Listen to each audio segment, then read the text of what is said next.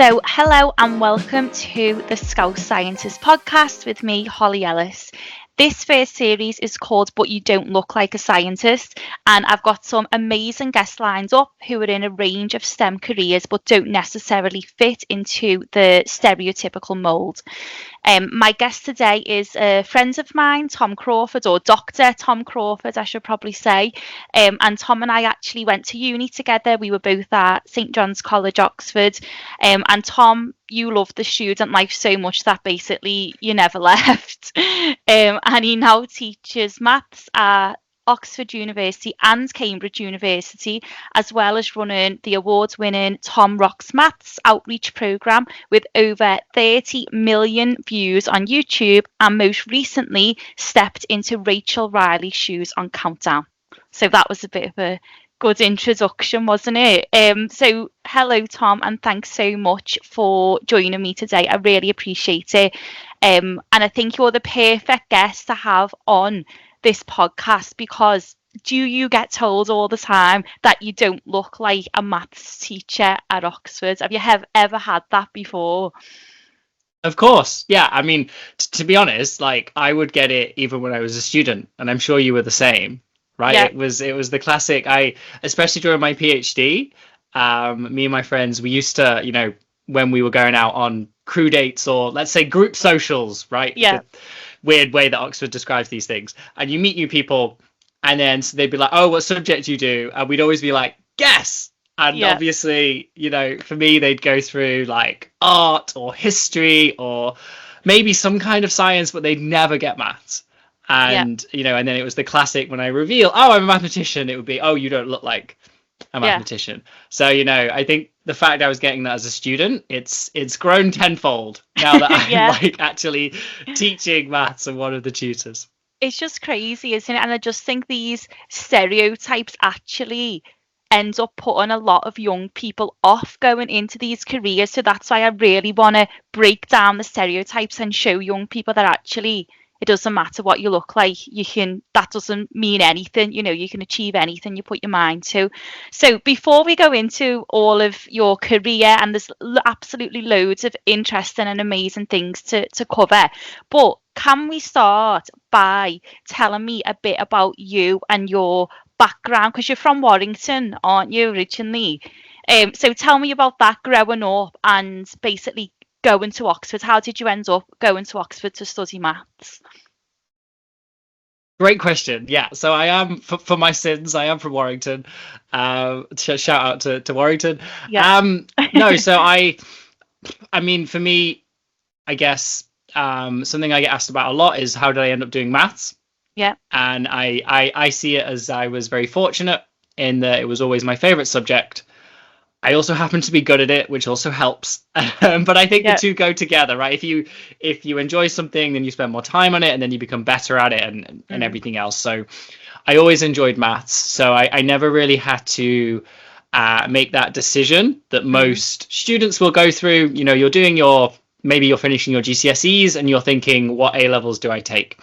And then you're finishing your A levels, or you're doing your A levels and thinking, what degree do I want to think about at university?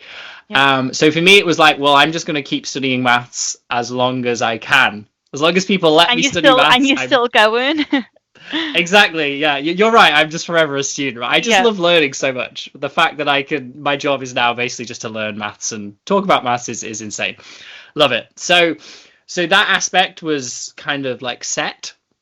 Yeah. And then I think what sort of happened for me, the thing I remember that led me towards Oxford, would have been, I think, my GCSE results.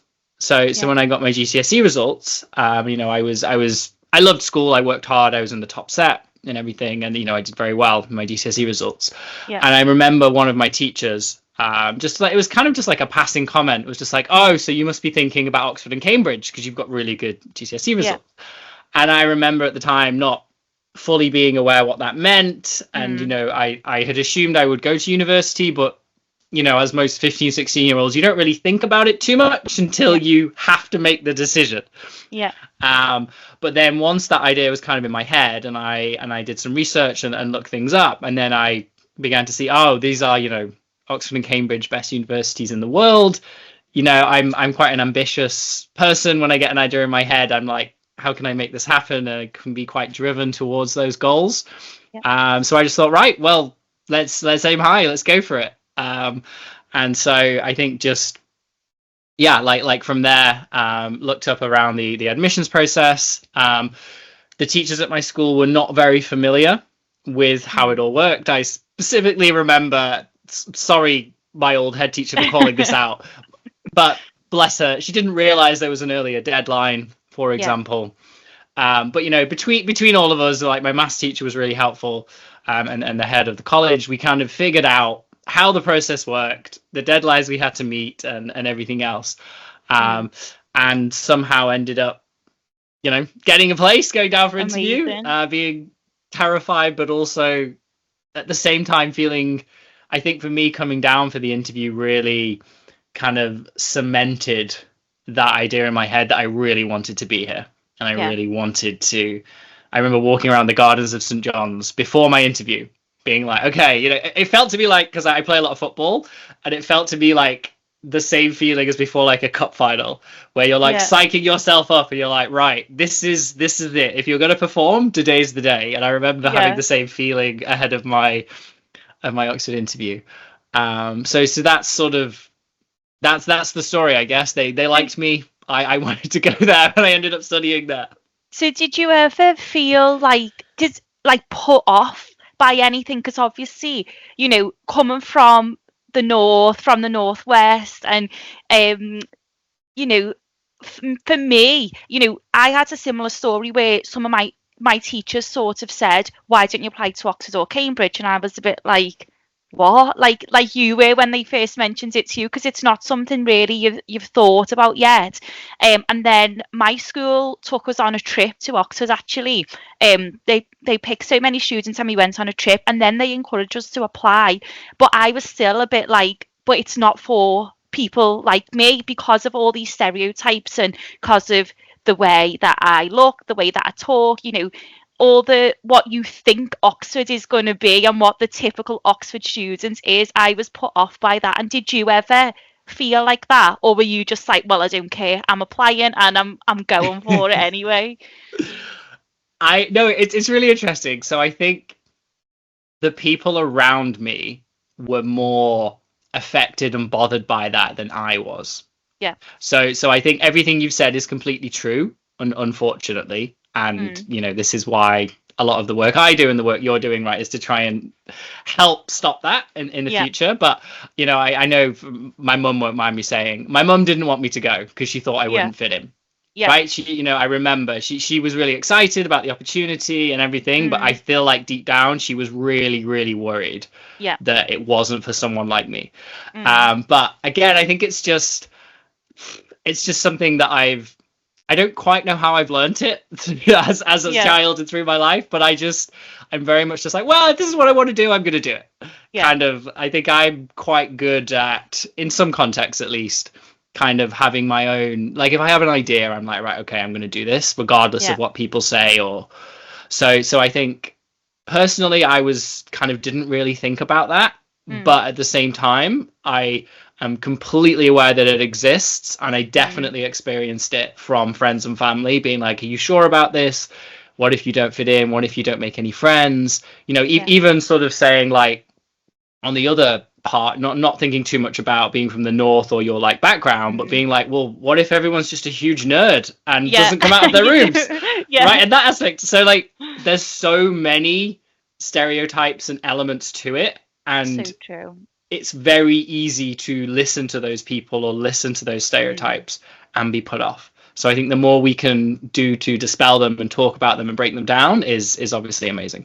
Yeah. So what was obviously so when I started, you were like a few years above me, weren't you? But I know we crossed paths a lot, mostly on like nights out and things, probably. So what was your experience of Oxford like, just in a nutshell? Because mine was just like, it was like the stereotypes in some ways, in that, these fancy balls, the wearing our gowns and going for fancy dinners and all of that, but the people were not what I expected. Like, everyone was super hardworking, and intelligent, but no one was like boring. Do you know? Well, maybe there probably were some boring people, but there was enough not boring people there for me to have a good time. And I guess you probably felt the same.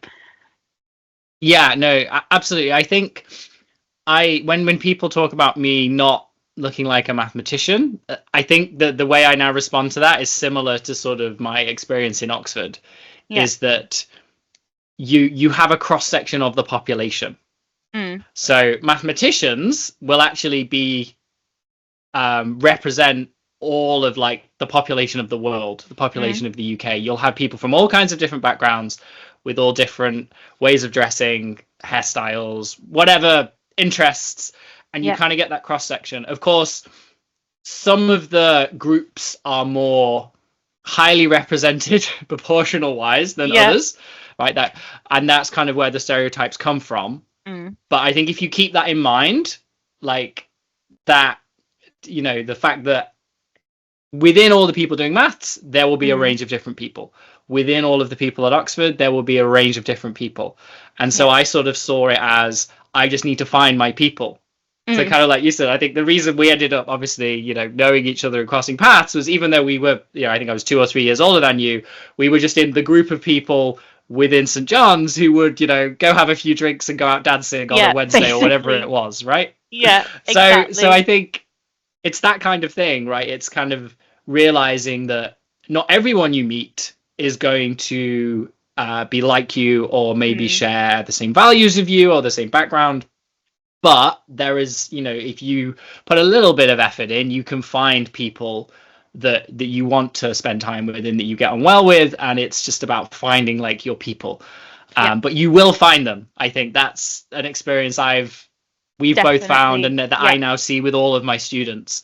And I emphasize to them, you know, it might take them partway through the first term, but eventually by finding the right societies, by doing sports, arts, whatever you're into, you find your people, and then you just have fun with it. That's such a good way of thinking of it. And I've got a little surprise here. I don't know whether you're going to like this or not, but I just want to share something with you that I thought was quite funny. So this is a photo. I was trying to look back to find a photo of me. Oh, I know what photo this is. Do you know what it's going to be? Exactly. I know. Are you going to make me put this? No. I love this. Yeah, it's that Have one. You yeah. seen it? Yeah.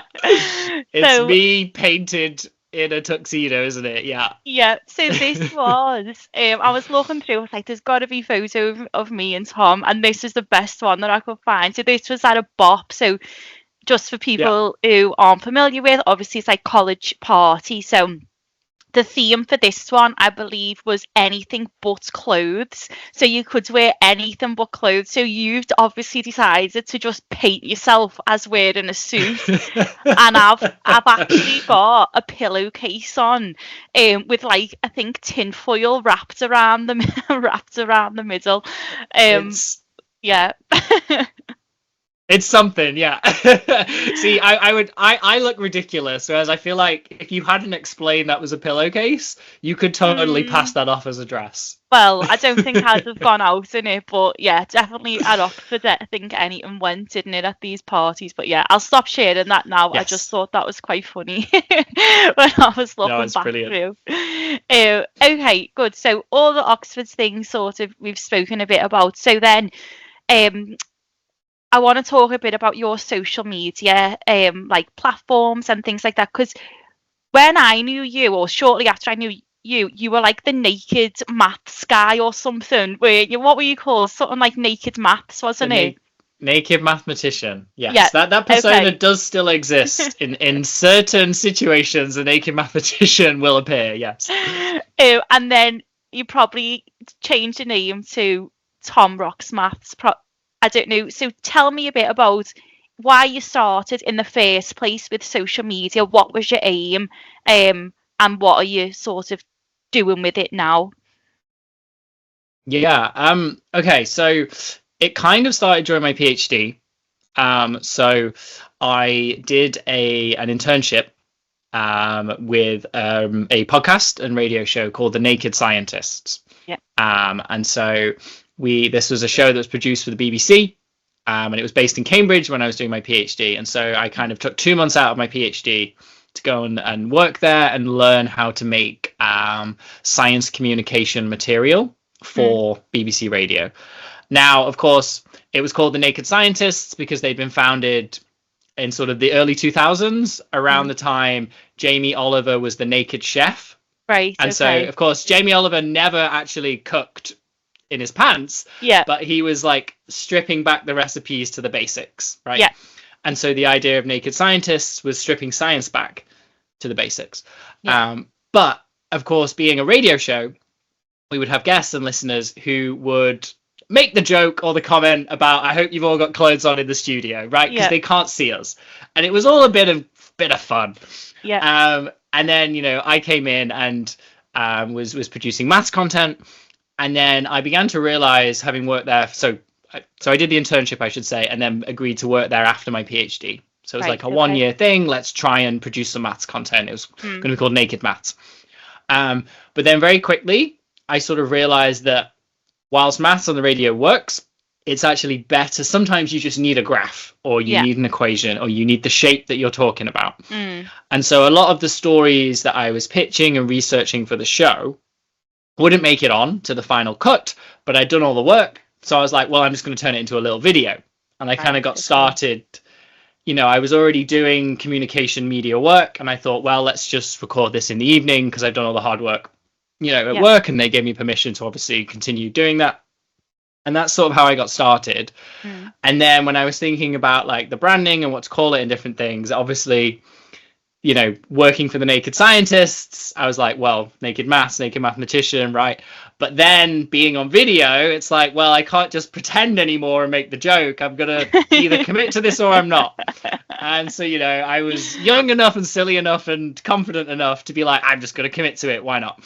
Yeah. But there was a reason. I would just add, I did do some market research beforehand to just get a feel for why people do not like to engage with maths, why they don't like maths, why they're scared of it, where does their maths anxiety come from?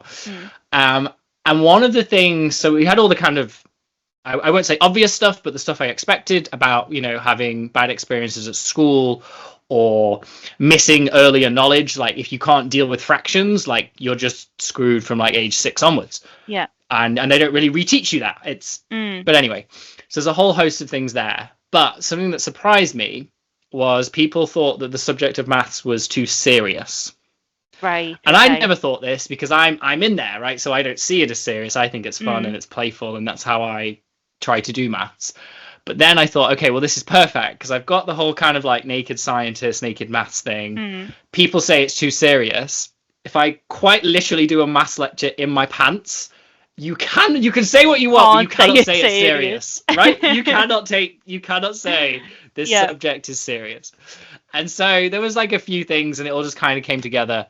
And so that's kind of how I started doing the first few videos. And then, obviously over time, I then began to realize I would like to go into schools. Schools do not like me turning up not wearing any clothes, understandably. So it's kind of become, it's not retired. It comes out. I sometimes get requests from student societies at universities, and we do like a beer and pizza night where I do a lecture in my pants, and we all have a few beers, and we all have a laugh and talk about why we like maths. And it's good fun. So but who'd have thought it, doing a maths lecture in your pants would lead to like all of this amazing stuff you've gone on to do? Yeah, because it's just completely blown up. Especially, so I started doing YouTube properly around like 2019, 2020. Yeah. I sort of decided like this is fun. I'd been posting a little bit, and then I was like, right, I'm going to post a video a week. I sort of went to a couple of YouTube conferences. And like the consistency was seen as one of the most important things for the algorithm and for having your content pushed out and creating an audience. And I thought, right, well, let's try it. And then it's just completely blown up since then, which has just been wild. So now you've got like 30 million views on YouTube, and you're doing this whole Tom Rocks Maths. Still maths content, still teaching people about maths? Like, who are the people that watch the videos? Are they students or are they a mixture? So there's such a range. And I think this is part of the enjoyment I get from it, actually. Yeah. Is I'd say my most popular content is me taking maths exams from around the world. Yeah. Right. So I just recently did one from Turkey, and it was horrible. I just sat down, cameras on. I've never seen the paper. Right. It's meant for 16 to 18-year-olds. So obviously I should be able to do it. Yeah. And I just open the exam, and then I just talk through me trying to answer the questions. And do you ever get really them popular wrong? Oh, of course I do. Yeah. Like, I do well. I definitely do well. I think, trying to off the top of my head, I think I've always scored like above 90%, which again, that's fine then. I obviously should, right? Like, there'd be something wrong if I'm actually getting like half marks. Yeah. But it is, I think there's, and I've had teachers tell me this, because my most popular one is GCSE and A level, of course, with the UK audience. And I think the teachers really appreciate that, because I don't just know the formula, right? Because I get a question about circles and geometry. I don't know the random Z angles or whatever it is. I don't know that, but I know how maths works. So I work out the formulas myself. So it kind of shows the students like the understanding, the derivations. Like, it shows them, I think, again, according to the teachers that message me, bless them, that how the students can actually work out a problem rather than just memorizing it. Yeah. Right? Like, how do you actually understand how maths works? Yeah.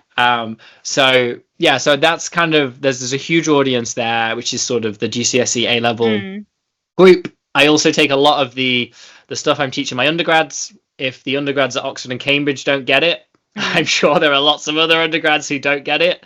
Yeah. So I take the stuff they don't get, and I record lectures on YouTube. So that's like university level, explaining different topics.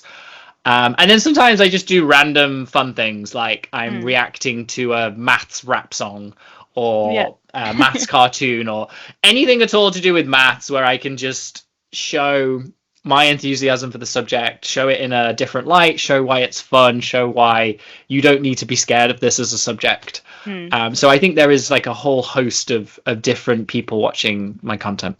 That's so good. And it's about making it relatable and interesting as well. Like you say, it's, people, like with me, obviously I'm into science and in particular genetics, and it's the same sort of thing. People are scared of it, and it's because most of the time it's because they don't understand it. And if you make it relatable and fun, it can make such a difference. So how did you go from this YouTuber to then being the new Rachel Riley on Countdown? That's what I want to know, because that was just absolutely, when I saw that, I was like, oh my God, what on earth? So can you talk me through that, and how you got there, and what that, I guess, experience was like?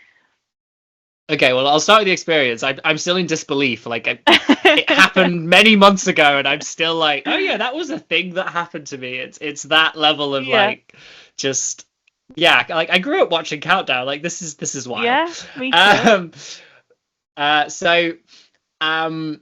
did it happen? So I think the YouTube stuff, the social media stuff. So something that comes with that, obviously, understandably, is being visible in the space, right? So you become, when people are thinking about mathematicians, in your case, medicine, genetics, etc., right? You are going to be part of that conversation, or a Google search would have your content, etc., come up. Yeah. So I think that really helps, just in terms of like opening doors, opportunities, and things. And so I got, I get far too many emails, but I got a very interesting email about a year ago, actually, almost exactly a year ago, from a TV production company. And it just said, would you be interested in doing something on TV related to maths? And, I've had several of these in the past. And a lot of the time, these companies, they just source out different things and then they pitch ideas. Sometimes they get them, sometimes they don't. There's so many steps. So I just assumed it was one of those things. And, I always say yes. I'm like, cool, I'll give it a go. Like, what's the idea? What are we doing? Yeah. And then we had a call afterwards, and they mentioned, oh, it's actually to cover for Rachel on Countdown. And then I was like, oh, well, this was unexpected. So then I actually filmed a video with Rachel about 1 year previous for charity, for National Numeracy Day, right. looking at numeracy and getting more people again, sort of tackling maths anxiety and different things. And we did like a fun little sort of math speed dating type conversation, which was very entertaining. And so I just messaged her, right? Because, you know, I had her number from arranging that. And I just messaged her, I was like, there's no way you're like quitting Countdown. Like, what's going on? Why have I got this message? And then she was like, it's a whole thing. There's a filming clash. I'm doing this other show. Turns out she was doing a cool show with sharks that was just recently on ITV. Yeah. So she was doing that. So, you know, I don't blame her for missing a few weeks of Countdown. But and she was just like, oh, you'd be brilliant. You should totally do it. I was like, okay, cool, fine. If Rachel tells me I should totally apply for this, I was like, right. You've got her blessing. So then, great. Yeah. So then I, you know, we had like a phone audition video like this with a couple of the producers and things, and they recorded that. And then I got invited down to London. We did an in-person audition in a studio where they had me sort of talking as though I was on the show for the first time. They like did a pretend, you know, hi, Tom's our new presenter for the next few weeks and tell us about yourself. And then obviously they had me solving about 10 numbers rounds, and they purposefully picked them all to be really hard. Because obviously, right, they were like, well, if you could do the hard ones, you'll be okay with the easier ones. Yeah. Which I discovered is not always how it goes. But anyway, so they put me through my paces. I got like 7 or 8 out of 10. I was pretty pleased. I only missed a couple of very difficult ones because I'd been practicing, and Rachel gave me lots of tips as well. And then just again, I was still like the whole time I was like, this is really cool, but there's no way I'm gonna be able I want to do this, but also like there's just no way. Like this and lo and behold, phone call a few weeks later being like, we love you, we want you to come do it. We're filming in a month. And that was it. So just amazing. What an amazing experience. And I love that because it's like they obviously really, you know, engage with your personality and the way that you do things, and they let you do it, I guess, your way. They didn't want, you know, a doppelganger of Rachel Riley. Obviously they were just happy for someone else to come in and, you know, put their own spin on things, which obviously you did. So what's next then for you? Because you've done all this stuff. Obviously you're still tutoring and how do you fit it all in, and what's the plan now? How do I fit it all in? I have no idea. Is the only way to answer that question. I think it helps in that none of it feels like work. It's right. It's like I love teaching. I love doing maths. I love creating content. I love being able to travel, and I've now had so many opportunities in the last few years last year, for example, I did like a 3-month, I called it a world tour, but I visited mostly Australia, New Zealand, and Southeast Asia, and did a whole host of talks at all these universities and schools. I got to meet so many fantastic kids. And it was just like the fact that I was able just to do that off the back of having made videos talking about maths is crazy. So I think just more of that. I'm off to a school next week. I'm talking at the Houses of Parliament next week, which is really cool, about maths education. Wow. I think it's just the more that I'm kind of putting into this, it feels like the more you get back.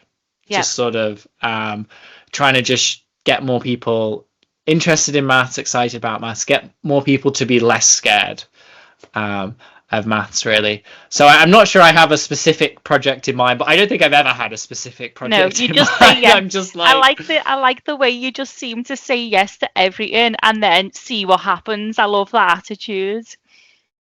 I mean, I'm very fortunate in that I can, in the sense of, you know, I know, for example, you have a young child at home, which I feel like is obviously clearly priority number one. I'm still just me, so I guess I'm making the most of that. What that freedom brings. Definitely. Yes.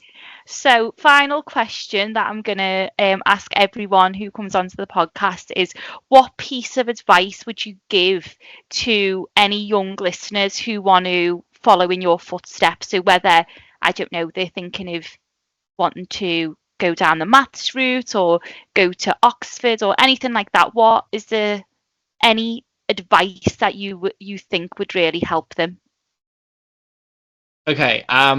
In terms of like social media stuff, because we've been talking about that. I think something that I didn't realize until I'd been doing it for a while was that the enjoyment and enthusiasm I get for the subject is actually what captures people.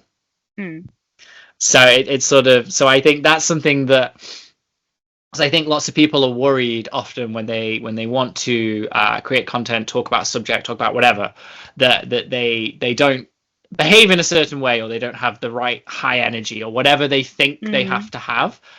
But I think really what it all comes down to is, if you're doing something you enjoy, talking about something you enjoy, that excitement and enthusiasm will come across in your content. Yeah. So for anyone who's worried about starting, that would just be my advice, is just capture that, which just means talk about stuff you love. Yeah, and be your authentic self as well, isn't it? It's about being your authentic self as well. Yeah. Absolutely that. So that would be my main bit of advice, I think, around content creation, social media.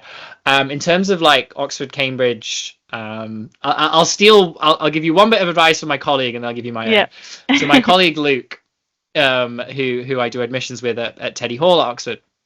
So when he gets asked, how do I get into Oxford or Cambridge, he's always like, apply. which is obviously a little bit of a tongue-in-cheek response, but I think there is a lot to be said for that. Yeah. In the sense of, you can really easily talk yourself out of it. Right? If you, like we were talking about, if you listen to those people saying it's not for you, or you convince yourself you're not good enough, then obviously you don't get in, right? Because you've not applied. Yeah. So I know it's a little bit tongue-in-cheek and really obvious, but I think it's important to stress. Yeah. Make us, as the admissions tutors, make that decision. Do not make that decision for us. Right? If you think it's something for you, and you think, as long as you are predicted the grades, that is the only thing we can't do anything about. Yeah. We have a set, as long as you're going to get the grades, apply, and then let us decide the rest of the stuff, because we hopefully have experience in that. Brilliant. But then what would I say is my main bit of advice around applying? I think for maths specifically, the best thing you can do is just find enjoyment in the subject. So that doesn't mean to say you need to spend all your time doing it, or it needs to be your favorite thing ever. But there will be a reason you want to study maths, or you want to study whatever subject. So find that reason, and then go dig into that, right? If it's a particular topic, a particular subject, problem, question, just dig into that and just run with it. And I think what you will learn through that will then give you a really strong application. It will make you a better mathematician or a better academic in that subject. So sort of find what it is that really captures your imagination, and then just kind of run with that. And that gives you a whole, giant fountain of knowledge and experience and insight that you can then bring to your application, potentially bring to an interview, in a discussion, and things sort of that nature. And just final point on that is, watching YouTube videos is a great way to do that.